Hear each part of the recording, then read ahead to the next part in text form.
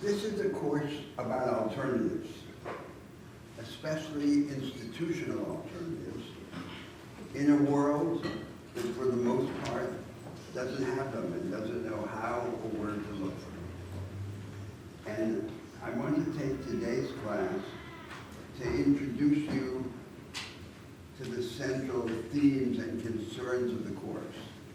Everything that I'm going to say today I'll come back to often many times in different forms. And there's no need to take copious notes as well, because the classes will be videotaped, and a few days after each class, the videotape will be placed on the course website. So the first theme that I want to address is the special difficulties faced by anyone today who proposes alternatives, a different way of organizing each part of social life. The difficulties appear in the form of a familiar rhetorical dilemma. And the rhetorical dilemma is in turn connected to a fundamental intellectual disorientation, about which I'll speak after I describe the dilemma.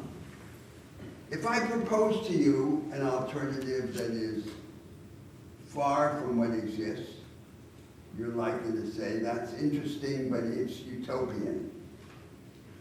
If I propose something that's close to what exists, you're likely to say, that's feasible, but it's trivial. Almost anything that can be proposed by way of alternatives now in the world is likely to be dismissed as either trivial or utopian. And this dilemma, in fact, I think a false dilemma, could be seen as simply an illustration of the truth of Schopenhauer's remark that only a brief moment of celebration is allowed the truth. Between the two long periods between which it is first dismissed as paradoxical and later derided as trivial. But in fact, the dilemma is associated with a specific difficulty that arises from our understanding of transformation.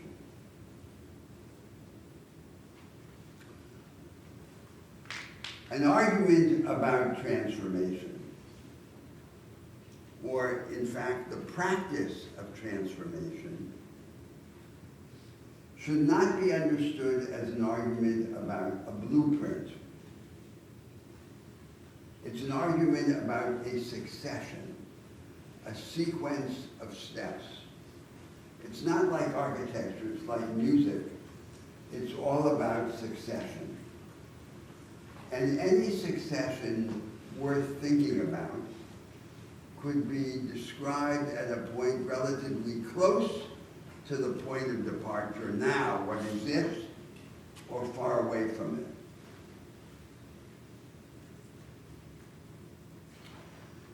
So the rhetorical dilemma results in the first place from a misunderstanding of the nature of a programmatic argument and of the transformations that it evokes. They have to do with successions, not with blueprints. But this mistake, if it is a mistake, this mistake about the nature of a programmatic argument or of a transformation of a structure, of a social structure, a way of organizing part of social life, is greatly aggravated by a feature of our intellectual history, a feature of the history of ideas about society. The greatest intellectual influence on our understanding of structural change in the modern era was classical European social theory, and especially for the progressives or the left, Marxist theory of society and history. The essential insight of this theoretical tradition is that the structures of society are artifacts. We made them. And because we made them, we can hope to understand them in a way in which we cannot hope to understand a natural phenomenon. A natural phenomenon is external to us, the atomic structure of a physical object, for example. But a social structure is our own creation, and we can hope to understand it in the intimate and internal way in which a creator understands his artifact.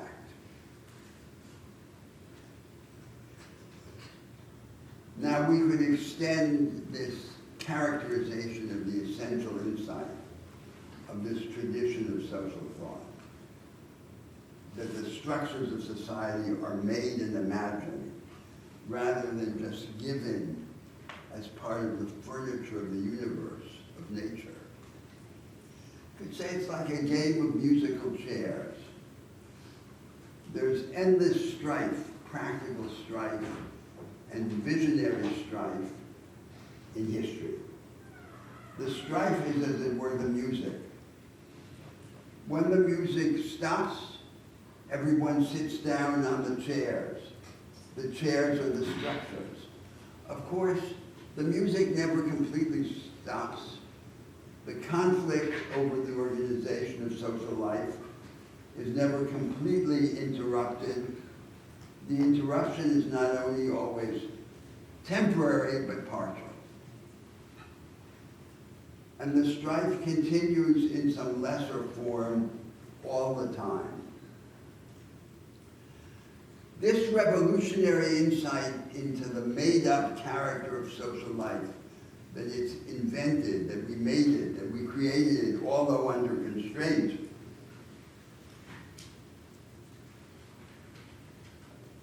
was surrounded in classical social theory, and particularly in Marx's theory of society and history, by a series of illusions, we might call the illusions of false necessity.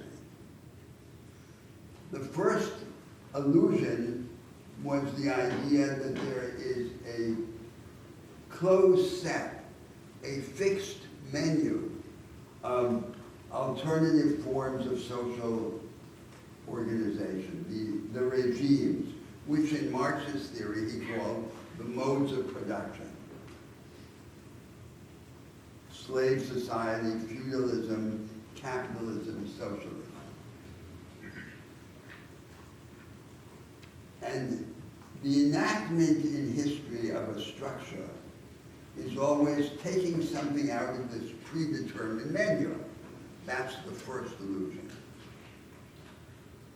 The second illusion is that each of these regimes, and regime is, after all, the classical term with which to describe these structures or systems. Each of these regimes is an indivisible system. And the illusion of indivisibility has momentous implications, because from it there results a binary idea of politics. All politics is one of two kinds. Either it is the reformist management of a system, of one of these indivisible regimes like capitalism, adjusting some subsidiary feature of it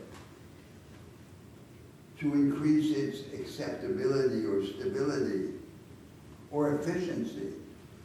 or it is the revolutionary substitution of one indivisible system by another. Politics must be either reformist or revolutionary. But you might object that this binary idea of politics, in fact, denies what is the paradigmatic form of structural change in history. The idea of the total substitution of one indivisible system by another is, for the most part, a fantastical limiting case. Real structural change, when it happens in history, is characteristically fragmentary. It is the part-by-part substitution of the structure that shapes the routine conflicts of social life. Especially our conflicts over the resources by which we collectively create the future within the present: economic capital, political power, and cultural authority. Real structural change is characteristically fragmentary, but it can nevertheless become far-reaching or radical in its consequences if it persists in a certain direction, especially if it persists under the aegis of an idea about the alternative direction and its intended goal. The third illusion of false necessity is the illusion that this structural change, this change of the structures, this always only partially or temporarily interrupted struggle over the regimes, is governed by laws. And that these laws determine the foreordained succession of these regimes in history. So the combined effect or implication of the first illusion, the illusion that there is a closed menu or list of regimes, and of the third illusion, the illusion that there are law-like constraints governing the succession of these regimes, is to suggest to us that we don't need to have a project, and that in fact, properly considered, we can't have a project because history has a project in store for us. Those are the implications of the first and the third illusion. And they are aggravated by the implication of the second illusion, which produces the illusion of indivisibility of these regimes, because that produces the idea that politics must be either reformist or revolutionary.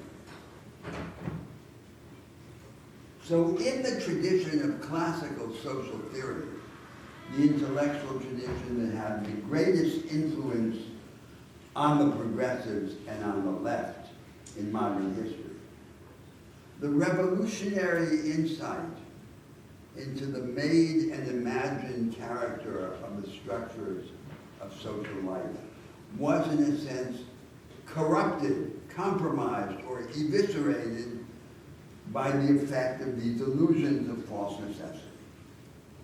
And that was the tradition of classical European social theory. Now, what then happened afterward, in a nutshell, making a very long story very short?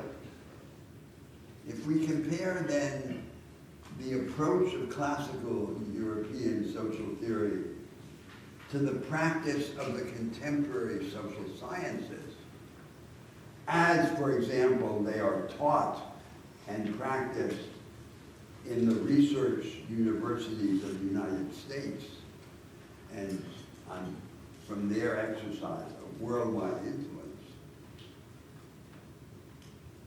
These contemporary social sciences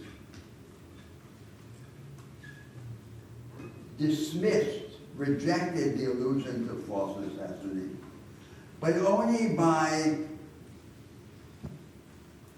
denying, repudiating the original revolutionary insight. Their overwhelming tendency was the normalization or rationalization, the respective rationalization of social life, to make the strange features of social life, the scandal of the particularity, the specificity, the disruptive discontinuity of the structures, seem somehow natural.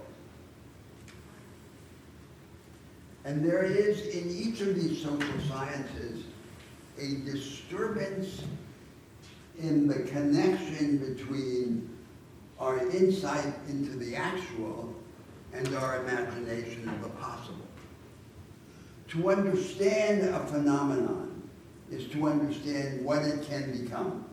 That's what understanding is. Any understanding, including in the natural sciences. To understand a phenomenon is to understand its accessible transformations. Given certain interventions to which the phenomenon is subject, what it can become. To say that we understand it rather than just stare at it or retrospectively rationalize it is to say that we have a view of its possible transformations. And it is this vital link between insight into the actual and imagination of the adjacent possible that was severed in each of the contemporary social sciences, but each in a different way.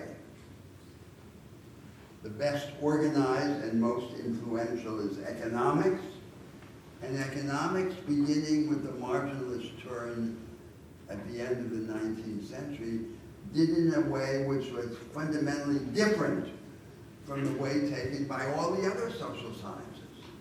The economics produced by the marginalist turn at the end of the 19th century was in fact not a causal science at all.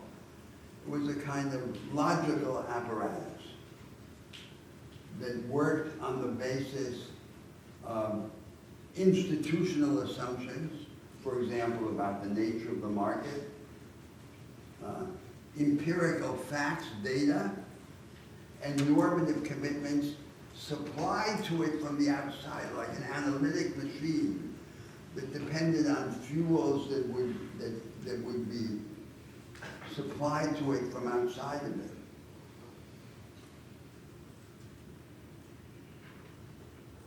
And then the economist creates models, alternative models. If one model doesn't work, he tries out another model. But the substitution of models never jeopardizes the underlying theoretical approach, because the underlying theoretical approach was never meant to be a causal science in the first place, but a logical apparatus. It was intended, it was designed to be relatively invulnerable. Well, that's just a word about the nature of this economics. But when we have to have a word about each of the other social sciences, but the effect is in these different ways to break this connection between insight into the actual and imagination and the possible. And the result is that these social sciences appear as a kind of retrospective rationalization of the structures created in history. And they are what in the history of philosophy we might call right-wing Hegelianism. The real is rational, and the rationality is represented or described after the fact by each of these social sciences in its peculiar discourse. Now, of course, everything that I've said is super contentious. But the claim that I'm making is this, that we now have no adequate way of understanding or talking about structural change in history. We had a way in classical social theory, but it's a way in which it's almost impossible now to believe. So, for example, Marxist social theory makes a series of heroic assumptions. These assumptions that I summarized under the heading of this list, illusions of false necessity. So people continue to use the vocabulary of the theory about classes and class interests and class conflict and capitalism as a system that has its peculiar laws, but they don't really, for the most part, believe in the theoretical claims on which these words depend for their meaning, and thus this confusion. The vocabulary is illusory because it suggests commitment to a theoretical system which is in fact, for the most part, not believed in. And then on the other hand, you have the contemporary social sciences with their retrospective rationalization, or one might say, frankly, mystification of the nature of social life. And as a result, we are denied any adequate intellectual instrument by which to understand structural discontinuity and the reinvention of structures in history. If we have no adequate way to understand how structural change takes place, change in the formative institutional arrangements and in the ideological assumptions with which those arrangements are associated, we are tempted to fall back on a bastardized conception of political realism, which is that a proposal is realistic to the extent that it approaches what already exists. And that helps understand the force of this rhetorical dilemma that I described a moment ago. That if it's far away from what exists, it's utopian, and if it's close to what exists, it's trivial. But of course, this criterion of political realism, that proximity to the existent is the standard of realism, is not really an idea of structural change at all. It's a kind of declaration of intellectual bankruptcy. It's just a way of saying we don't understand structural change. And given the fact that we don't understand structural change, we must fall back on this surrogate conception of political realism that something is realistic to the extent that it comes close to what already exists. So you can see how what appears at first to be simply a rhetorical embarrassment, a rhetorical dilemma, in fact opens the door to this deep set of problems and controversies about our insight into social and historical change. And that therefore explains the difficulty of this exercise of trying to argue about alternatives in a world which for the most part lacks them and doesn't know where or how to look for them. Now I want to say one more thing before I invite your comments and questions about this first theme.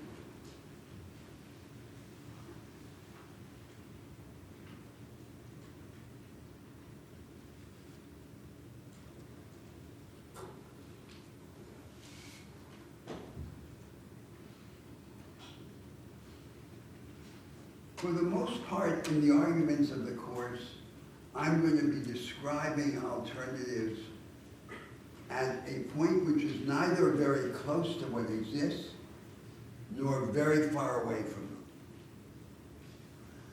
them.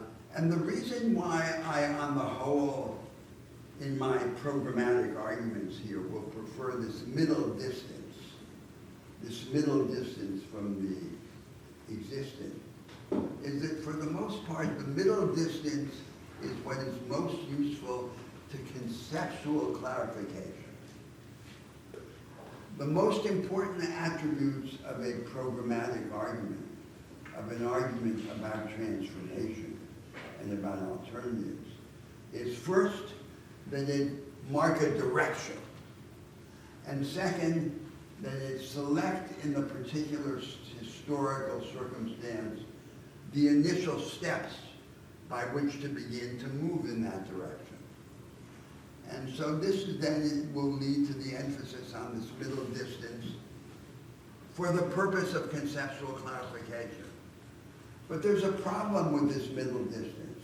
The problem with this middle distance is that the alternatives described at the middle distance from the present are likely to seem too far away from the existent to be feasible, but not far away enough to arouse enthusiasm.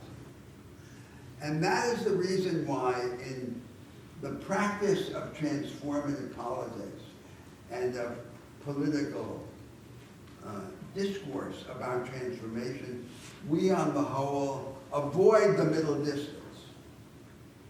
And we try to combine the very close to the very far away.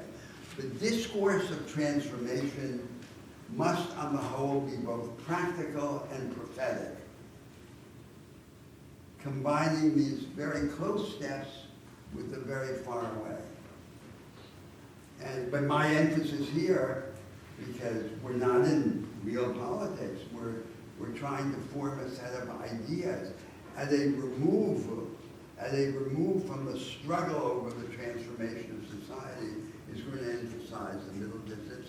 And you therefore have to correct with this.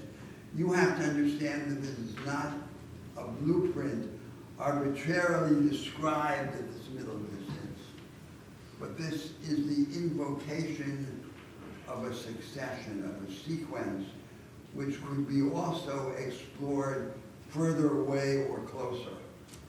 Now let me stop right there and ask for your comments and questions about this initial set of remarks.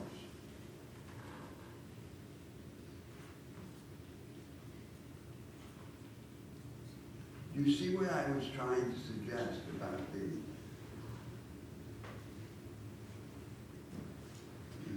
two sets of ideas, right, in these remarks? There are ideas about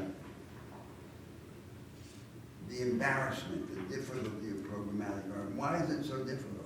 Try it out and you'll see it's really difficult. And then there's the connection of that difficulty, which at first appears to be merely a difficulty of persuasion or political rhetoric, with a substantive theoretical disorientation. We don't understand the character of structural change.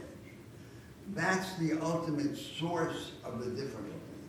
And the rhetorical embarrassment is that we're just derivative of from the intellectual difficulty. And that's why an attempt to explore these alternatives has theoretical interest. And it's one of the best ways of invoking, of addressing the problems of social theory today. So would someone want to say something about these initial remarks? Yes. Yes, you. I'd be more interested, thank you. I'd be interested to hear more about succession, and is that middle distance? I'm having trouble hearing you. I'd be interested to hear more about succession, and is that middle distance? succession. Yes, you mentioned success. Yeah, so you have to have a view of how structural change takes place. That would be a view of succession. Now, that is, so I say structural change in its real presentation in history is typically fragmentary. And every partial change could be seen either as a step towards a further change, therefore a moment in this possible succession, or as a way of avoiding further change. Now, one of the ways in which transformation is misrepresented practically all the time is that it's understood as if there were a series of gimmicks that would, that there are a series of silver bullets or gimmicks which would represent the change.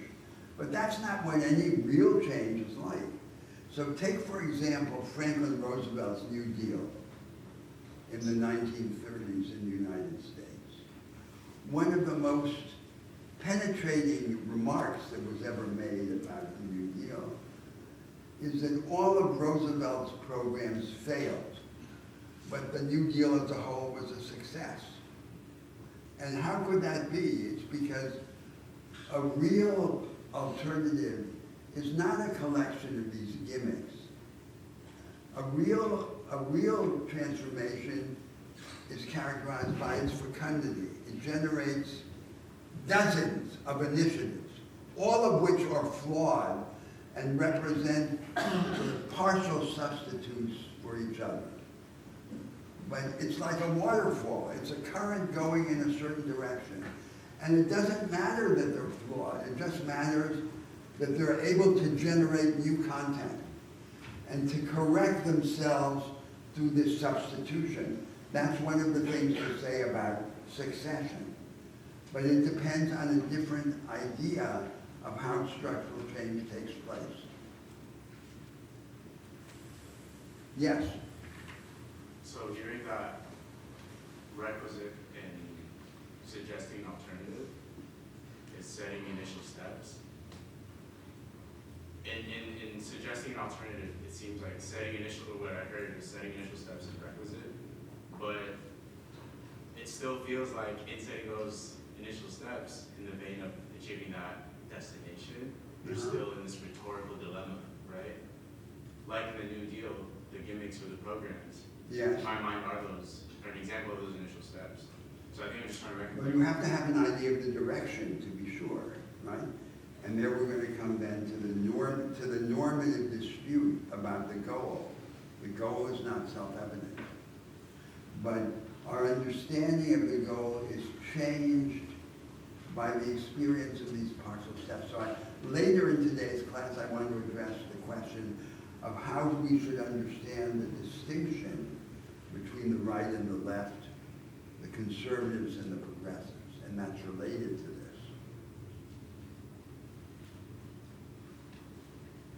Yes? You suggested at the beginning that it's very difficult to understand social phenomena because we construct it. And at the same time you said that's why now... That it's very difficult to understand because Social we construct it? phenomena. No, it's the opposite. It should be easier for us to understand. So for example, Vico, at the end of the 18th century said, we can understand these regimes because we made them. We have this internal insight into them. We can aspire to the kind of knowledge that the artisan has of his artifact, which is different from the knowledge from the outside that we have of a natural phenomenon. So it's not, in principle, we should be able to understand better.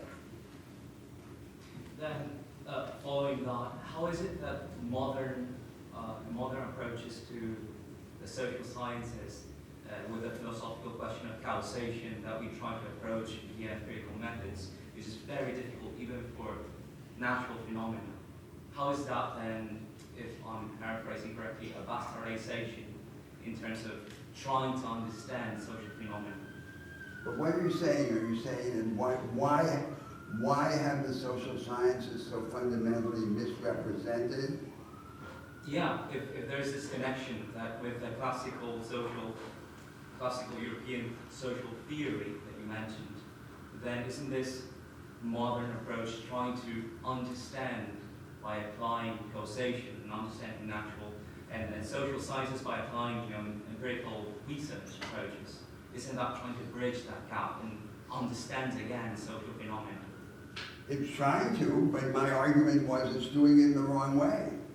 That is, that in the process of dismissing the illusions of false necessity, as I call them, the contemporary social sciences, for the most part, also dismissed the original revolutionary insight. That these are not, that you don't go about studying society in the same way in which you study the structure of physical nature. That would require a different method. So implicit in that is the suggestion that there was a wrong turn. That the right turn would have been to take the original radical insight into the made and imagined character of the structures and radicalize it. That is, overcome the illusions of false necessity, this contraption, but develop the original insight. There has to be a view of constraint still. It's not voluntarism. Everything goes, everything is possible. But not this apparatus of the illusions of false necessity. That's not what happened. And for example, if you take the evolution of Marxism, the way in which Marxism evolved is that the heroic assumptions, the illusions of false necessity, were loosened. In political Marxism, in cultural Marxism, there's politics, there's culture, there's consciousness. So it was a dilution of the heroic assumptions, rather than this deepening of the original insight and the creation of a new theoretical apparatus. So, but the question you ask is a very good question, but the answer to it is not simple or obvious, because the answer to it would be an account of the history of modern social thought and why it took the turns that it did, and therefore led us to into this quagmire, into this confusion. Now, clearly, part of the explanation of this circumstance is that these social sciences, with their tendency to rationalize or normalize social life, would not seem plausible in societies that were undergoing radical transformations. So one of the reasons why they could be accepted as plausible is the stagnation, the institutional stagnation of the society. Let me give you an example from economics, which I was speaking about a moment ago. So one of the defects of this economics created by the marginalists at the end of the 19th century is its deficit of institutional imagination.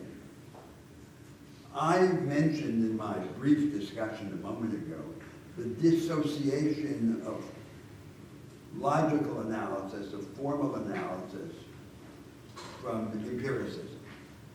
So in contemporary economics, there's lots of empiricism, and there's lots of formal analysis, but they have very little to do with each other. It's like there's a dissociation. And the economist proceeds by multiplying models, and if the model doesn't work, he creates another model.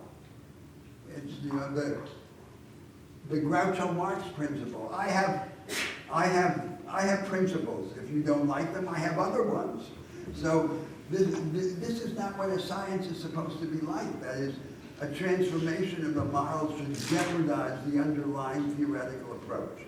That's what doesn't happen in this economics. Now, another defect, which is in some way connected with that one, is that that this economics is deficient in its institutional imagination, including or especially its imagination of the institutional form of the market economy. So you could say that the single greatest analytical achievement of legal thought in the period from the middle of the 19th century to the end of the 20th century was to establish the institutional indeterminacy of the idea of a market, the market economy. The market economy has no natural form. And it is impossible, the jurists demonstrated during this 150-year period, to infer from abstract conceptions like private property and freedom of contract the detailed institutional arrangements of a market economy. But the practical economist formed in the marginalist tradition, to this day, is still inclined to believe that a market is a market, property is property, and contract is contract. All of which propositions the jurists know to be false. So they don't accept this idea of the institutional indeterminacy of the market. Now, then there could be, you could say, from that standpoint, from the standpoint of the criterion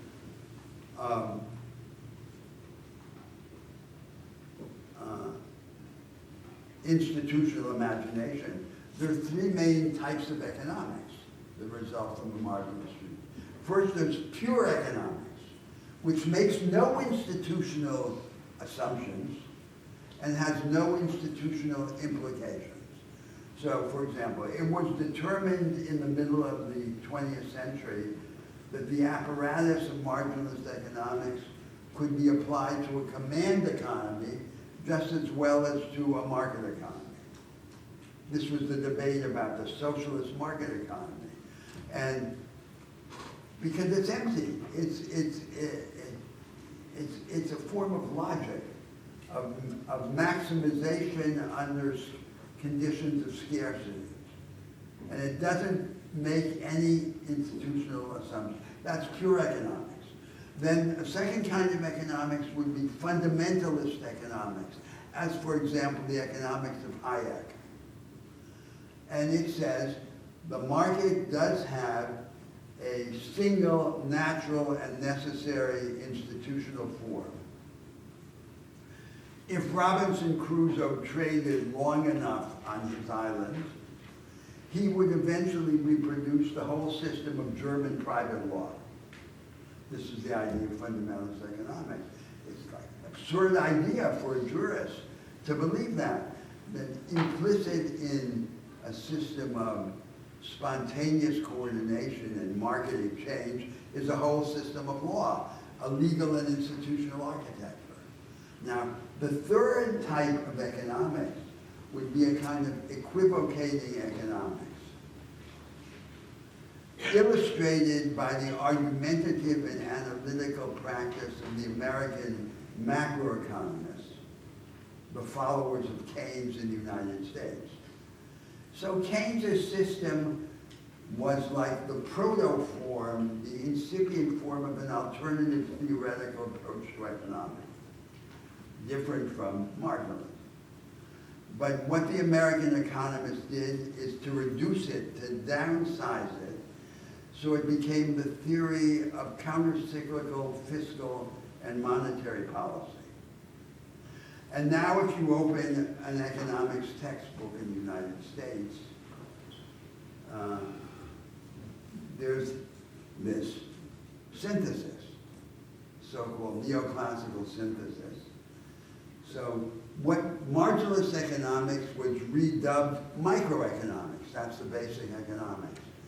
And the would-be alternative, Keynes's heresy, was then reduced to what was called macroeconomics.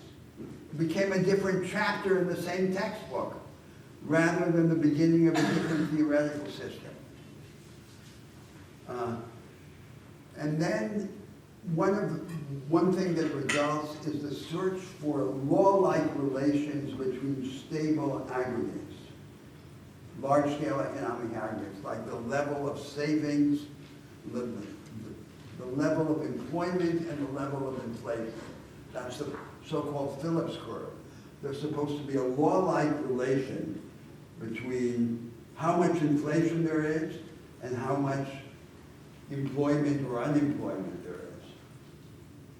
And then that claim that there is this law-like aggregate invites an obvious objection. The objection is that those supposed law-like regularities depend on a host of detailed institutional presuppositions. Whether the workers are organized, whether they're unionized, whether there's unemployment insurance, who controls monetary policy, and so forth. And if you changed any part of that institutional background, this apparent law-like relation would vanish. So it's fake. So what happens when you make this objection to the macroeconomists? They say, they concede. In principle, that's true. But de facto, if there is institutional stagnation, if that institutional background is not being changed, they can disregard this concession and go back to their argumentative and analytical practice. That's a practical micro example of this phenomenon in which how it is that the contemporary social sciences embark on this normalization of social life. See, right where he ended it. If you zero in on any particular discipline, you'll see exactly how it happens. And there you have an example of it. But what's the implication for us? We're thinking about alternatives. That's the problem. And that's why this apparently innocuous attempt to explore alternatives comes with such enormous social theoretical baggage. Yes?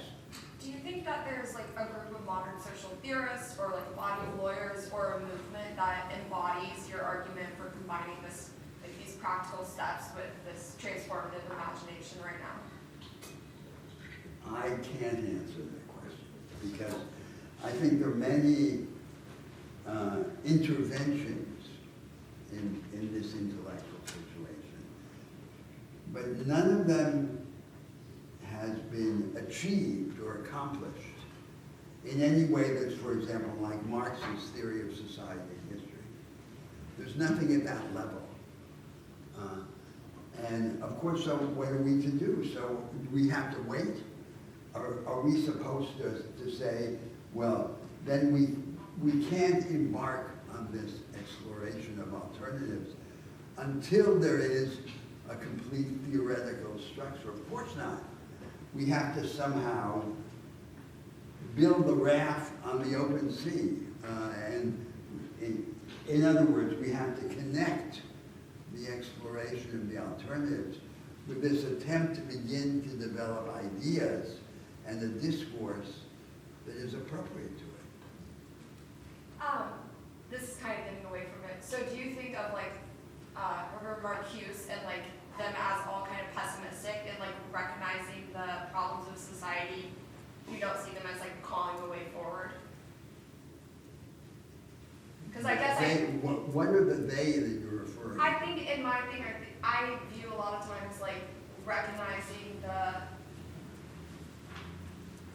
kind of like recognizing these qualms and backgrounds of society. Let me change the context of the example.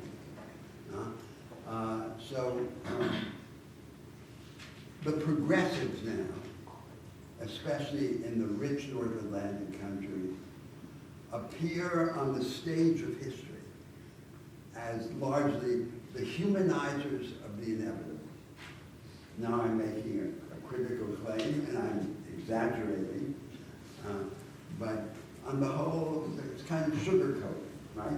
If you ask, what on the whole is the project of the progressives in the contemporary world? The answer is, it's the project of their conservative adversaries with a humanizing discount.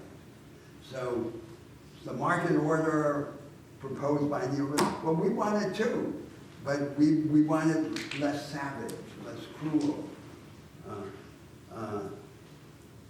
So that's, of course, a losing position in politics, because in real politics, the force that in the end commands the agenda is the force that most credibly represents the cause of innovation, of creation, of the future, and not the force that says, you, my adversary, represent innovation, energy, creation, but you do it in a savage form, I'm going to sugarcoat it, I'm going to humanize it. That's conceding defeat at the outset, even before the political struggle has begun. But that's a description of the situation.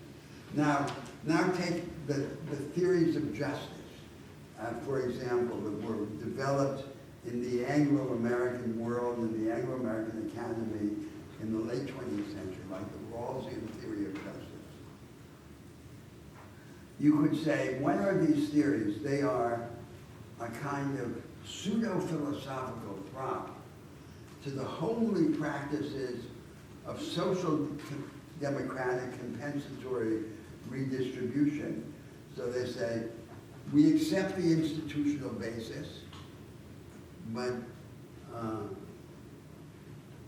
we'll develop theories and principles that justify compensatory redistribution under these institutional arrangements to attenuate the resulting inequalities.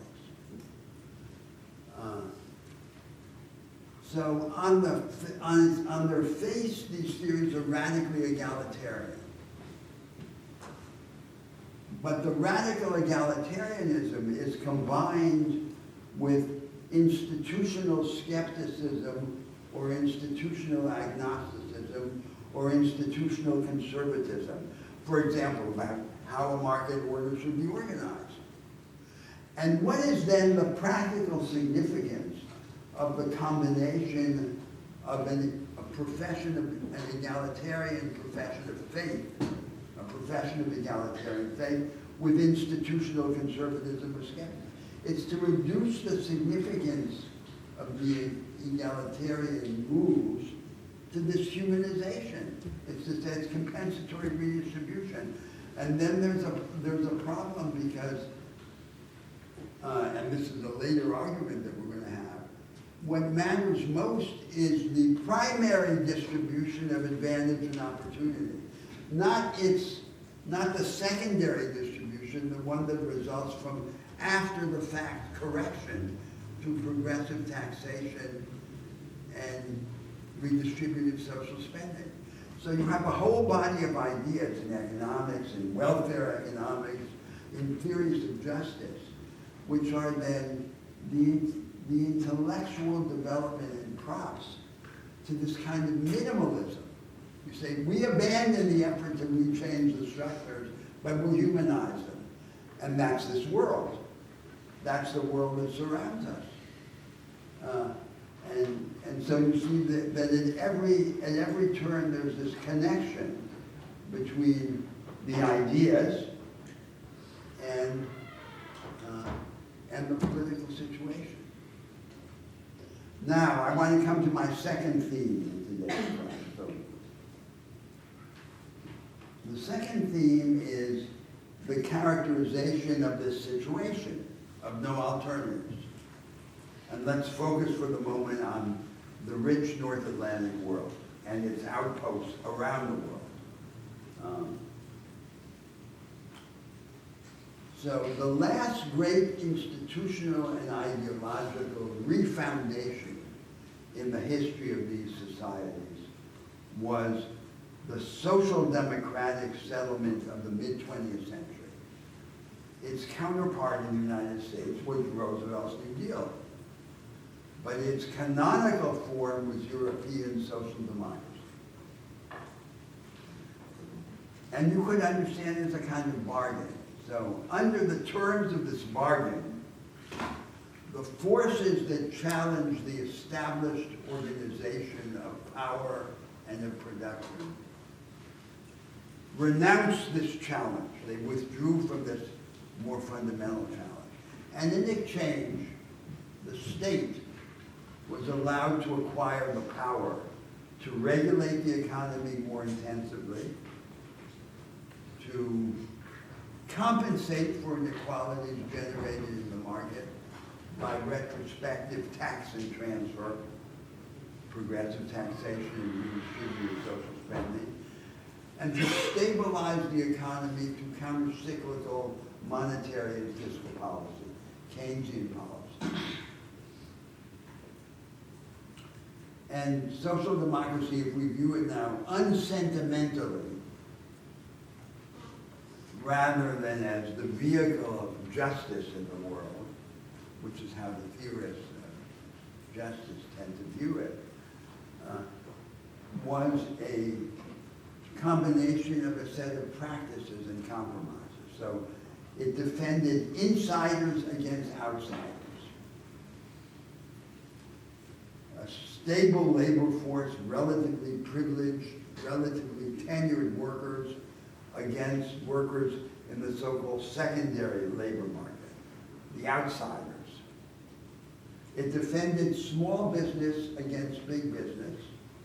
And in the market for corporate control, it defended the incumbents against the challengers. So it had a series of practices that protected the insiders against the outsiders. Second, it promoted social contracts or incomes policies, which were deals about the distribution of the costs and benefits of different ways of managing the economy, macroeconomic policies. And the idea is that there had to be consensus, there had to be a deal in order to diminish the economic cost of conflict about the macroeconomic trajectory, about the course of economic policy. Now, what has happened in the history of social democracy is that it has withdrawn from these two sets of arrangements, the defense of insiders against outsiders, and the social contracts or incomes policies, the distributive deals. And it has withdrawn to its last line of defense, which is the defense of a high level of investment in people and in their capabilities, like health and education, high level of entitlements, paradoxically financed in Europe by the regressive and indirect taxation of consumption, as to the comprehensive flat rate value-added tax. So that's the last line of defense of social democracy. Now, and that's what social democracy has become. That is, it's a flexibilized social democracy which attempts to combine, and this is the project of the elites in the North Atlantic societies today, European-style social protection with American-style economic flexibility. That's now the program of the governing elites of these societies. Now, one of the factors that influence this relative hollowing out of historical social democracy and led to its retreat was the so-called neoliberal attack on social democracy, on original social democracy. And the attack had two prongs. One prong was to say, it's intolerably costly. It's an albatross. It's a burden on economic growth. These rigidities, for example, in the labor market, in the market for corporate control. And the other prong was a fairness of justice. It's a defense of insiders against outsiders. And so the neoliberal attack was then part of the background to this relative evisceration, this hollowing out of historical social democracy. And what then results is the third thing, which we could label social liberalism, as distinct from original or historical social democracy. Social liberalism is social democracy flexibilized by the rejection of the aspects of the original social democracy that imposed these rigidities that were supposedly both costly and unfair.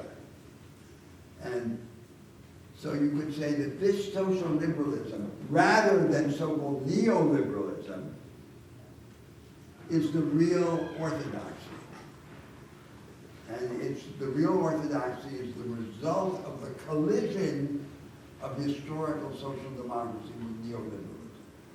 And the collision produces the third thing, which is social liberalism, which is the orthodoxy. Now, the problem has been that this orthodoxy has not proved sufficient to solve the basic problems of these societies. And now let me make a short list of what these basic problems are. So, first of all, socially inclusive economic growth. In an era in which the vanguard of production is no longer conventional industry, the vanguard of production is now different. It's what we call the knowledge economy. But the knowledge economy appears now. It's the new vanguard. It's not just the platform oligopolies of Silicon Valley. The knowledge economy is the innovation, experimentalist economy that exists at the front line of every part of production. It exists in intellectually dense services, in software. It exists even in agriculture, in precision or scientific agriculture. But in each part of production, it exists only as a fringe. It has an insular form. And its insularity has momentous consequences. On the one hand, it results in a slowing or interruption of economic growth. And how could it not slow down economic growth if we're denying the most advanced practice to the majority of firms and of workers? It locks them out. And it greatly aggravates economic and social inequality by deepening the abyss, the chasm that separates the vanguard, the technological and productive vanguard of the economy, from all the rest. From all the rest of the economy. So it's like there's a small elite that's in control of the commanding heights of the knowledge economy, and everyone else, to exaggerate, is condemned to some kind of mate work, or is actually serving as lawyers, as management consultants, as financiers, the interests of this elite. And that then demands a structural solution to the structural problem. which social liberalism, the flexibilized form of historical social democracy, is unable to provide. Then you could say, what's the second problem, a second fundamental problem? A second fundamental problem is an inadequate response to the problem of social solidarity, of social cohesion. What was the basis of social cohesion in the traditional European society? It was similarity. They were like tribes. A country like Sweden was widely admired in the world, was like a peasant society that became rich. The peasants were all like one another. They looked like one another. They spoke the same language. They had the same practices. And then historical social democracy then organized a set of practices, provision of public services, against the background of that tribal similarity. But then migratory flows within the European Union or from outside Europe disrupt this ethnic and cultural and religious homogeneity, and then make manifest the inadequacy of money transfers as a social cement. Money is not a sufficient social cement by itself, and its inadequacy is made manifest when the background of homogeneity is eroded. Then you could say a third fundamental problem of these societies and of the social liberal compromise is that the organization of their political life provides an inadequate basis for transformation, for the repeated practice of structural change, like these changes that I'm beginning to evoke. So what has been the real basis of change in Europe? In the home ground of historical social democracy. The real basis of change has been war.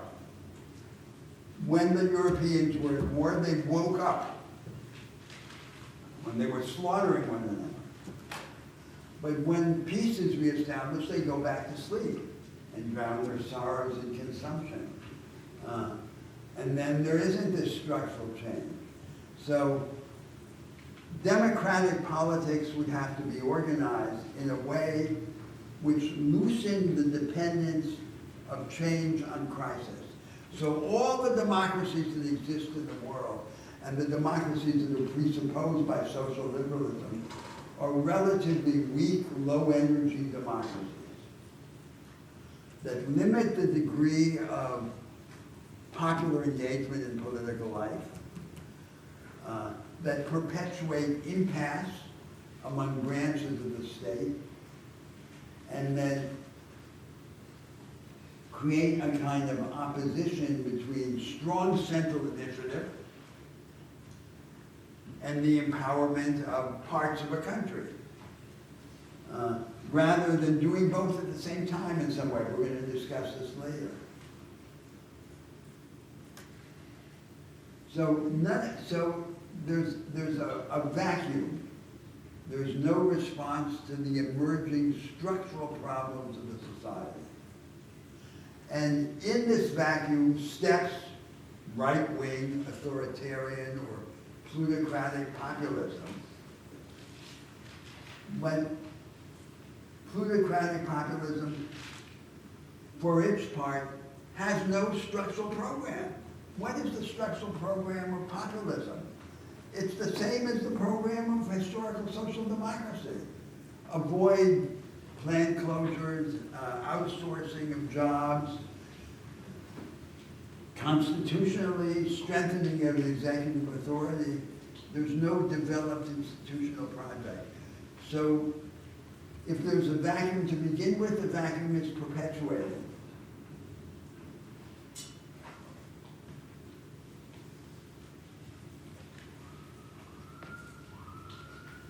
So that then would be a little account, a summary account how it is that this situation and this dictatorship of no alternatives, this absence of no alternatives, can be perpetuated.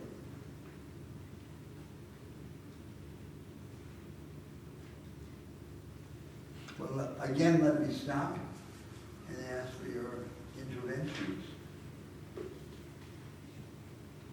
Yes. I'm curious to know about how you would differentiate your idea of social liberalism from neoliberalism, and in particular, what do you think the social liberalism is in what we see around us? So neoliberalism began with, from this hydraulic model of ideological controversy, which has dominated 200 or 300 years of ideological debate in the West. There's more market, less state, more state, less market, or synthesis of market and state, which would be social democracy or social liberalism. So neoliberalism was the assertion of the primacy of the market. The government is the problem, it's not the solution. Reduce the government. The premise was the premise that the market order, contrary to the discoveries of the jurists, does have a natural and singular form, and preserve it. Allow it to do its magic of wealth creation. That was neoliberalism. So the question is neoliberalism the orthodoxy? I don't think so. I don't think the orthodoxy is neoliberalism. Neoliberalism is a right-wing position within this ideological debate. The orthodoxy results from the interaction between neoliberalism and historical social democracy. In this flexibilization of social democracy, this liberalization in the labor markets, in the corporate market. And that's what is being labeled in this taxonomy, social liberalism. And that's the argument for saying the real orthodoxy is social liberalism. So another aspect is, for example, the provision of social services.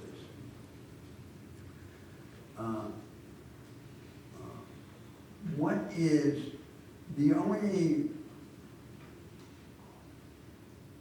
dominant form of provision of public services in the world is what we would call administrative Fordism. It is, by analogy to industrial Fordist mass production. It is the provision of low-quality public services, meaning services of lesser quality than the equivalent services that might be bought on the market by people who have money. That's the meaning of lower quality. And that there should be the universal provision of a minimum to all of society by the bureaucratic apparatus of the state of standardized low-quality service. And the only apparent alternative to that is then the privatization of these public services in favor of profit-driven firms. So that's the limit, right? So that's another part of this world which results from this interaction between historical social democracy and neoliberalism. And the result is social liberalism. Or if you look across the Atlantic, you could say, and the larger idea is this idea that I invoked earlier in today's class, that we would manage to reconcile the social protection of the Europeans with the economic flexibility of the Americans, which is another way of describing the program of social liberalism.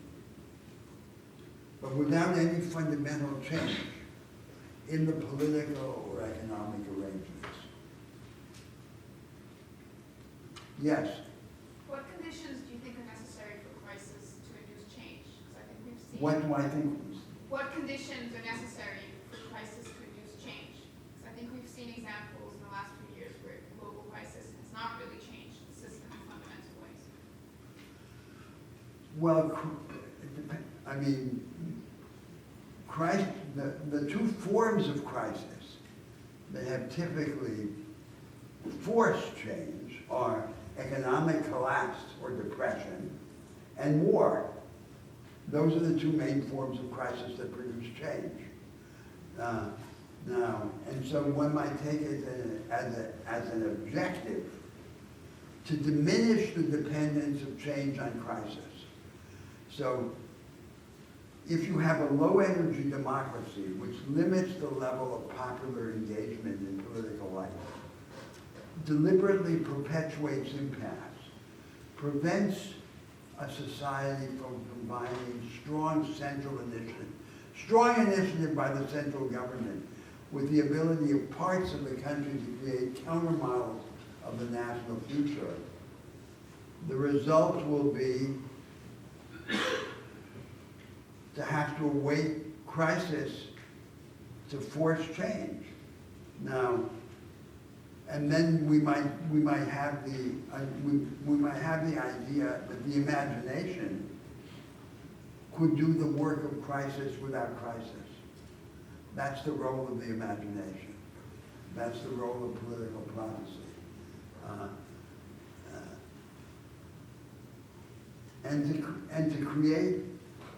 To help create institutions that diminish this dependence of change on crisis. But of course,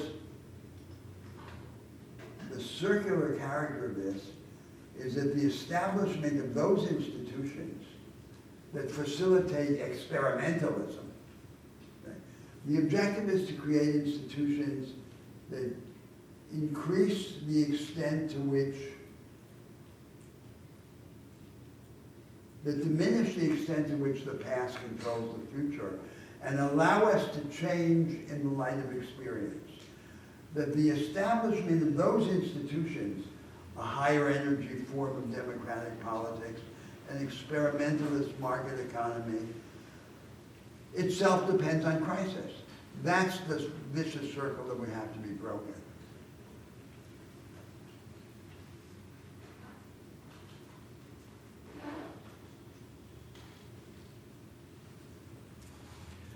Now, let me come to a third theme. The third theme is how we are to understand, in the light of these ideas, the distinction between the right and the left, between the conservatives and the progressives. So the premise of the traditional form of the ideological dispute was that it's all about equality and freedom. So, who are the conservatives, or what is the right? The right are those who prioritize freedom against the background of the established institutional arrangements. And who is the left, or who are the progressives? The progressives are those who prioritize equality against the same background. So you could say the received or conventional view of the ideological conflict is that it is a contest between shallow freedom and shallow equality. If the criterion of shallowness is the acceptance of the established institutional arrangements and assumptions.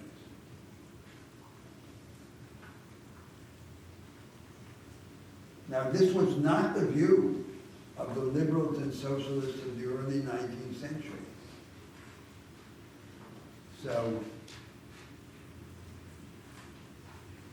their view was not that their supreme objective was equality of circumstance or outcome. Their supreme objective, John Stuart Mill or Karl Marx, their supreme objective was the elevation of the life of the ordinary man and woman to a higher level, of greater scope, more intensity, larger capabilities. And the struggle against inequality was entirely subsidiary to this larger objective. That an entrenched or extreme inequality was incompatible with this, and therefore should be combated, and corrupted the quality of social relations, but was not itself the objective. So if you were to phrase this in a ambitious or pretentious theological vocabulary, we would say the objective of the progressives was not to humanize society, it was to divinize humanity. It was this elevation of the ordinary human being to a higher status, to a higher level, on the basis of the conviction that we become more human by becoming more godlike. Now, so this is the framing of the conventional view of the ideological dispute between right and left. That it's this conflict of shallow equality and shallow freedom. Now, what about a form of equality that's not shallow? That would say, as soon as there is any significant accumulation, economic accumulation of capital, it should be undone by rigid restraints on alienation and accumulation. And that's what you would call deep equality. And at the end of that road is the mythical image of ancient Sparta or ancient Rome, in which the citizens are alike, they're all equally poor and austere. And that was never the objective in the modern age of the progressives or of the left.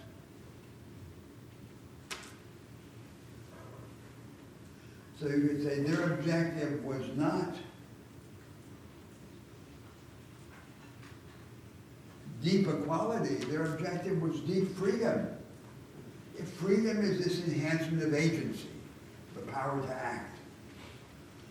And the struggle against inequality was subsidiary to that. And it depended then on structural change in the organization of politics, and in the organization of the economy, and in the organization of education.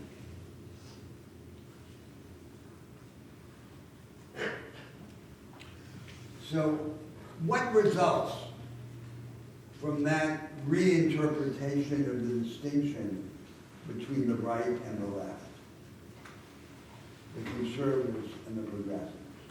We'd say there would be two criteria of distinction. One criterion has to do with the method or the practice. What defines the conservative or the right on this view is the acceptance of the established regime, the established economic and political regime, the established arrangements of the economy and of the state as the unsurpassable horizon within which political objectives are pursued. To be a conservative is to say, we accept that. Unless there's some great crisis that will force a change, the inherited arrangements are the limit of our aspiration. And the left or the progressives would be those who pursue their aims transgressing the boundaries of this established regime. Of course, if we transgress the boundaries, there'll be some reverse effect on our understanding of freedom, of our objectives. And the second criterion has to do with the aim. you would say the conservatives are the right, are those who believe that it is natural for human life to be small. And there is only a small elite of innovators, of entrepreneurs, of heroes, who are then exempt from this constraint of universal belittlement. And who then is the left, or the progressives? The progressives are those who say that it's not natural for human life to be small, that we can all become great, provided that we become great together, greater together, bigger together. And this would then be a reinterpretation of the distinction between the right and the left. So I'm just trying to show that these categories are contentious, that they're not self-evident. So what should we do? Should we accept the conventional inherited distinction between right and left? The left are those who prioritize equality, the right are those who prioritize freedom against the background of the established arrangements. And what does that mean in practice? It's what I was arguing before about the theories of justice. If you combine the institutional conservatism with the professed egalitarianism, the result is a kind of radical downsizing in which the pragmatic residue of the egalitarian profession of faith is just a kind of justification of marginal compensatory redistribution, the sugarcoating. So that's one position. We just work with this inherited terminology. The second position is we say the distinction between right and left, conservatives and progressives, has lost any meaning. It's just confusing us. We should not use these categories anymore. And the third position is the one for which I argue. We should preserve it, but we should reinvent its meaning in the way that I suggested. The progressives are the people who don't accept the established regime and the established institutional assumptions as a limit. They don't believe in the binary idea of politics. They don't see structural change as all or nothing. They don't believe in the necessity of choosing between revolution and reformism, but they insist on the primacy of structural change, like the liberals and socialists of the 19th century. But unlike them, that is, the liberals and socialists of the 19th century all had legal institutional dogmas. They said, here's the road to freedom and prosperity. Establish the liberal system of rights, and you will begin to become both free and rich. And each section of the left had its dogmatic formula. They said, this is the road. Now, our position, I would want to argue, is we have, like the liberals and socialists of the 19th century, we have reason to affirm the primacy of structural change over compensatory redistribution. But unlike them, we have reason not to entrust our collective future to these institutional and ideological dogmas.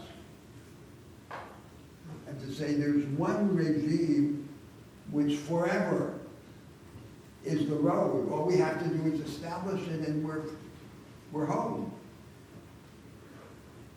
And by opposition to this would be the idea that we have to establish arrangements that allow us to continue experimenting, and that the structural alternatives have to have as one of their most important attributes, the attribute that they facilitate their own revision in the light of experience. And then the second criterion would be the criterion of the goal. Then,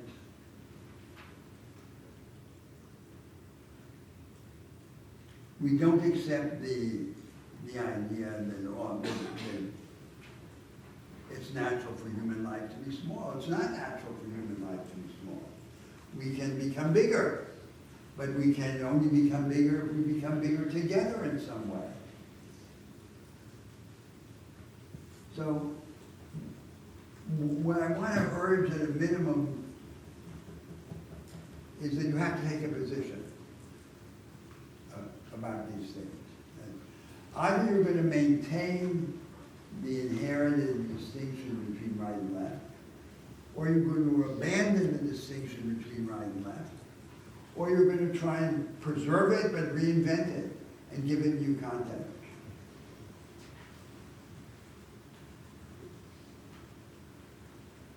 Or do you see some other way to engage this problem?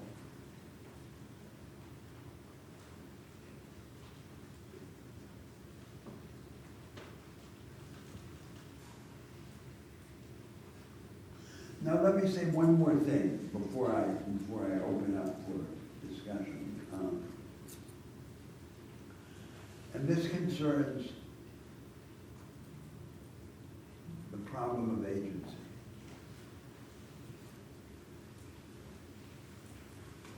And now, before I was speaking about the rich North Atlantic countries, now let me say a word about the world, outside, the rest of the world.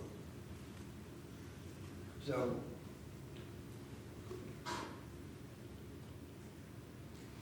the struggle over alternatives is just a speculative impulse until it becomes real. It becomes real in the attempt to create these growth miracles that have happened repeatedly in modern history. So a very small number of countries have broken out of this secular poverty and stagnation and have become rich and powerful.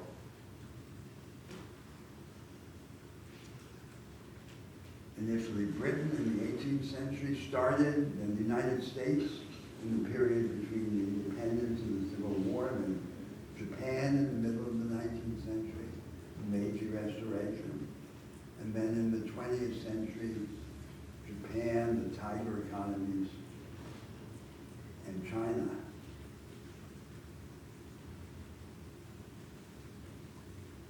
So the struggle to rise up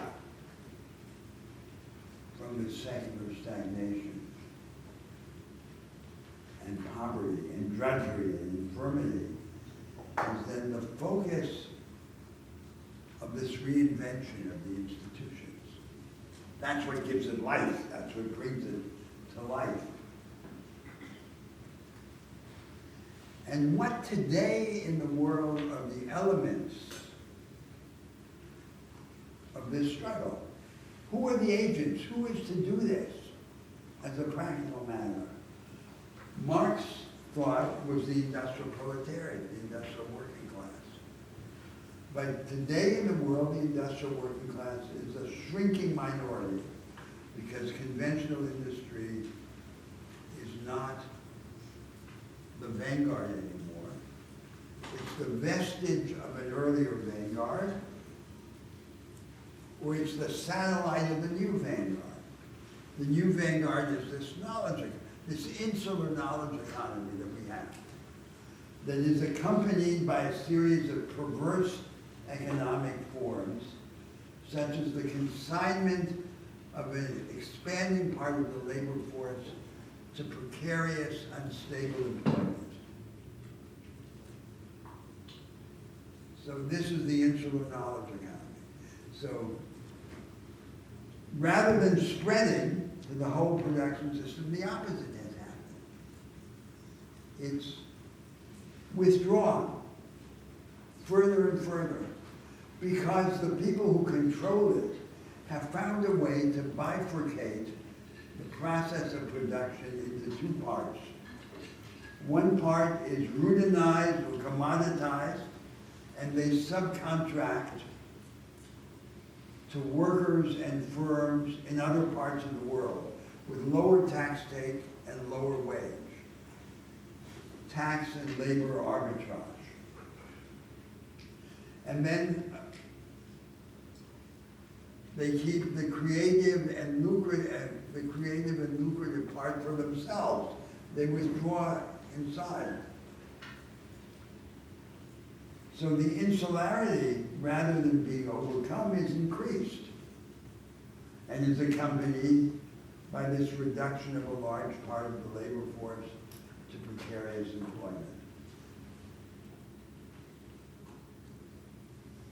And the industrial proletariat practically vanishes because conventional industry disappears.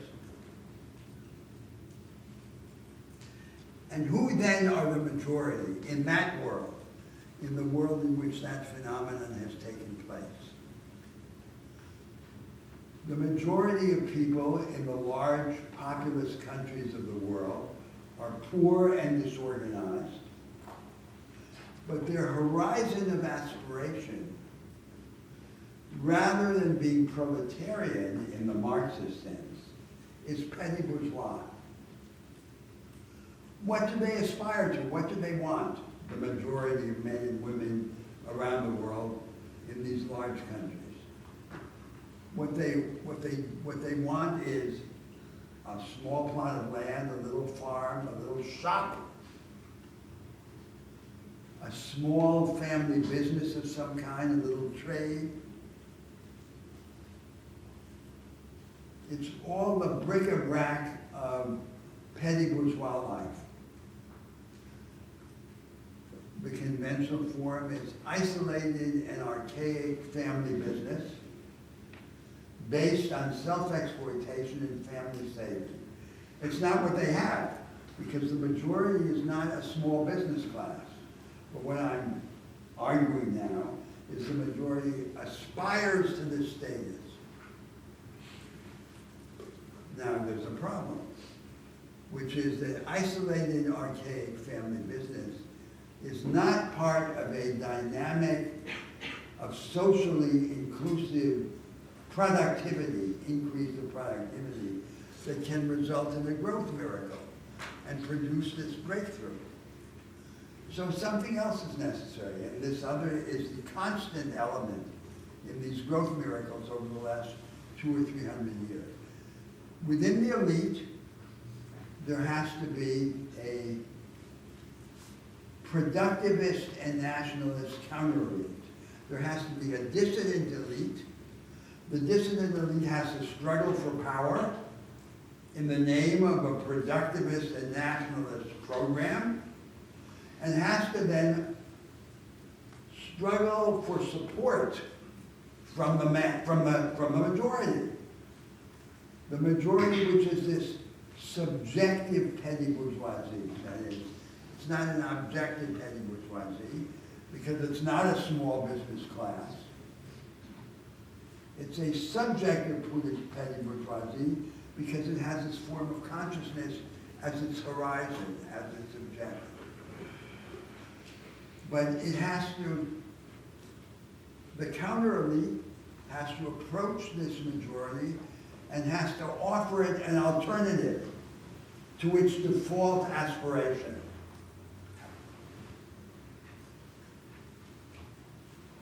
And the alternative has to be a way of participating in some dynamic of increasing productivity. So for example, we take this idea of the knowledge economy, the insular knowledge economy, and we would say, instead of an insular knowledge economy, there has to be a knowledge economy for the many. And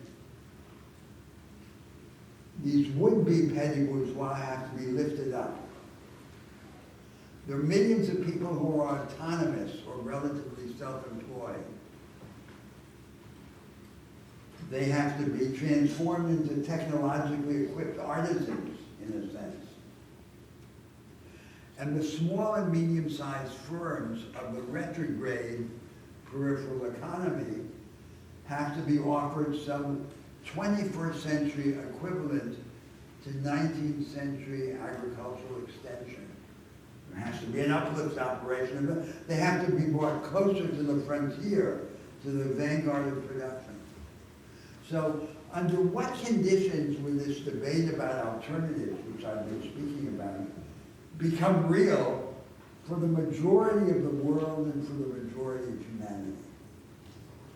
And the suggestion is it will become real by being associated with the struggle to produce one of these growth miracles, which in the contemporary conditions would mean the engagement of this new subjective petty bourgeois popular majority in this dynamic of increasing productivity. Now, the plan of the course is the provisional plan, because I may change the plan as we go along, is to begin by discussing these problems first in the context of the United States, where we are next week. Then in the week after that, in the context of Europe, European social democracy, both historical social democracy and the flexibilized contemporary form of social liberalism. And then to take three large themes: the democratization of the market order, and the replacement of a knowledge economy by the few by a knowledge economy for the many, the deepening of democracy, the substitution of the weak, low-energy democracies that we have in the world by high-energy democracies that are able to produce change without depending on trauma, on war and ruin as the enabling circumstance of transformation, and the transformation of education, of consciousness, and of culture. And then the question of the relation of these changes in the national domain to changes in the organization of the world, the redirection of globalization. That's the provisional plan. And of course, as I said, we can change it as we go along. Now, your comments. Yes. Professor, if freedom is necessary to enhance agency, but at the same time in a liquid society it becomes burdensome for the average citizen to have more freedom and exercise it, therefore creating this tendency towards populists in the left and the right to exploit that burdensome freedom, to plug into the autocratic regimes. How are we even thinking about transformational structural change in general, if freedom itself is burdensome for so many people? Burdensome, now can you develop your idea? Is it a spiritual idea? It's burdensome spiritually, or? In the sense that democracy presupposes certain responsibilities that for most people require that exercise of freedom in accessing information, in dialogue, in political debate, in the time that neoliberalism has taken away from the average citizen. Therefore, it's really difficult to think of a policy that can engage. Therefore, that's why I'm trying to say that freedom becomes burdensome. And then, instead of having to make decisions every day or participating to the extent they can. So I think that the concern underlying your question, your conversation, is, it seems to me to be concerned about maximalism. That this is a heroic ideal, and humanity is not heroic. That's a way of putting the concern. And I think that underlying these arguments about alternatives and structure and alternative structural arrangements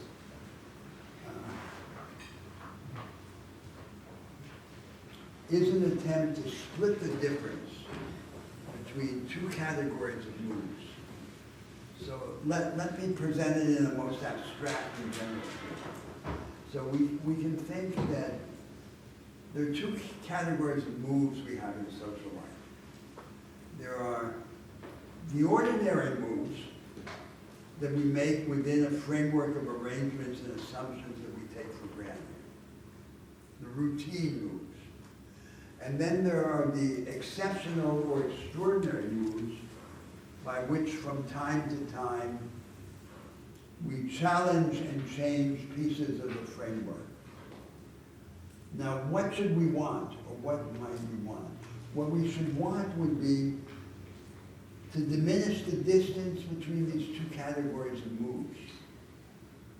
So we associate changing the framework with a heroic attitude, sacrificial, exceptional, extraordinary. But that's not the idea. The idea is that the quality of ordinary life and ordinary experience should be lifted up, because the ordinary business of life should continue, should extend more continuously into that activity of challenging and changing the framework. In other words, we don't change and challenge the framework in big heroic moves, but little by little, as an extension of this ordinary activity. That's what the enhancement of agency means. So I think that's part of the answer. That's part of the beginning of an answer to your question. But there's another part, which is the following. So we associate the idea of freedom with the idea of autonomy, the liberal idea of autonomy. And one of the problems with the liberal idea of autonomy is that it's empty. So it's like you say, you become autonomous, more autonomous, you enhance your power of agency, but then what? What do you do with it? And so it's like King Lear says, I shall do such things, I know not what, but they will be the terrors of the earth. So where does the content of autonomy come from? It comes from our engagements and our attachments. And therefore, that humanizes this otherwise empty and heroic idea of freedom. That is, it's the content that matters and that gives weight to this otherwise empty idea of autonomy. So, but I think it's a very valid concern, because we don't want to replace moral minimalism by moral maximalism and make the programmatic arguments depend on a transformation of the ordinary human life. But the idea is rather that from where we are as incarnate beings in the flesh with particular interests and aspirations, we begin little by little to expand our powers and our scope. And that should be the primary way of characterizing the objective. Yes? You characterized like the original conception of the left or like the progressive movement as like the divination of humanity. How do you characterize like the No, I said so. I think the contemporary conception is this egalitarianism, shallow equality. What I suggested was that we can't understand that to be the perspective of the liberals and socialists of the 19th century, like Karl Marx and John Stuart Mill. That their idea was an idea of the expansion of human powers, of the power of the ordinary person. That was their idea. And then? Sure. So, how would you characterize like the classical view of the right? Like in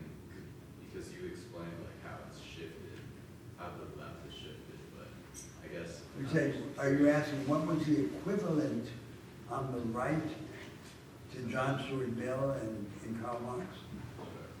Well, I think it was much more a Burkean view of that there was an engagement in historical traditions and in a communal life that formed the individual, a web of solidarity, a network of reciprocal dependence. There was something in that direction. That was the idea. That was the old right, rather than this new right that comes with neoliberalism, and which is the radicalization of an ideal economy. So our time is up. We have a very large agenda, and we'll pursue it piece by piece. See you next week.